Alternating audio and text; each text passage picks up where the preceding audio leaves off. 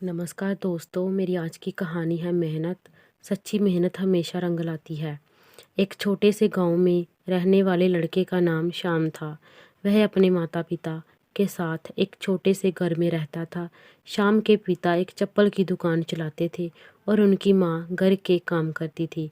श्याम के गांव में स्कूल नहीं था, इसलिए वह कुछ भी सीखने के लिए उस समय तक की जानकारी का इस्तेमाल करता था जब उसके पिता दुकान पर नहीं होते थे। शाम का सपना था कि वह एक दिन अपने गांव से बाहर निकलेगा और एक महान व्यक्ति बनेगा, लेकिन वो अपने पिताजी के कारोबार में भी दिलचस्पी रखता था।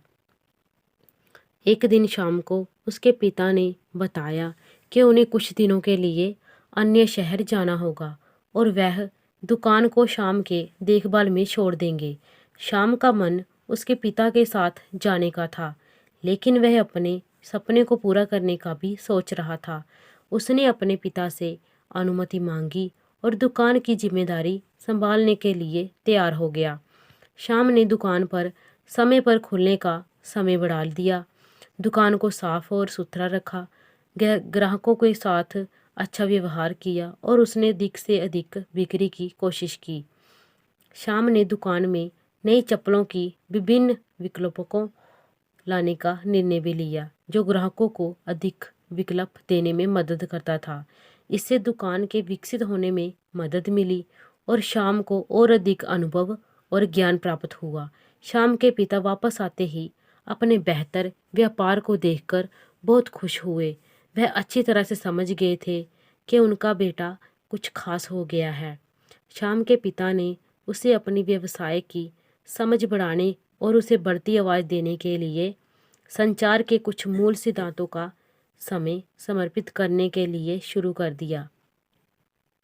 उन्होंने उसे यह समझाया कि महत्वपूर्ण विचारों को स्पष्ट रूप से व्यक्त करना और अच्छा संदेश बनाना और सही तरीके से संचार करना अधिक ग्राहकों को आकर्षित करता है और उन्हें अपने उत्पाद और सेवाओं के बारे में अधिक जानकारी देता है। शाम ने ये सीखते हुए अपनी दुकान को अधिक समझने लगा और उसने अपने उत्पादों की बेहतर बिक्री के लिए उसने विज्ञापन और प्रचार की शुरुआत की और उन्हें अधिक ग्राहकों तक पहुंचाने के लिए सामाजिक मीडिया और इंटरनेट के माध्यम से विज्ञापन करना शुरू किया। इससे वह अपनी दुकान को एक बड़ी ऑनलाइन उपस्थिति के साथ जोड़कर अपने विक्रेता नेटवर्क को भी बढ़ा सकता था। ये सब कुछ ही महीनों में हुआ था और शाम को इतना सफलता मिल गई थी कि उसने एक और शाखा खोलने का निर्णय लिया। वह एक छोटी सी दुकान खोलने के लिए तैयार था, लेकिन उसने शुरुआत में सोचा कि उसे अधिक उत्पादों और सेवाओं की आवश्यकता होगी और उसने एक बड़ी दुकान खरीदने का निर्णय लिया। अब शाम एक सफल उद्यमी बन चुका था, जो दुनिया में अपनी पहचान बना रहा था। उसकी मेहनत और उत्साह उसे उस मंजिल तक पहुंचाने में सहायता कर रहे थे जो वह सोच भी नहीं सकता था। इससे उसने एक महत्वपूर्ण सीख भी प्राप्त की कि कितनी भी मुश्किल हो फिर भी हार नहीं माननी चाहिए, बल्कि उसे उसमें उत्साह और दृढ़ता से काम करना चाहिए। उसने यह भी सीखा कि यदि आप अपने सपनों के पीछे जाते हैं और मेहनत करते हैं तो कुछ भी संभव है।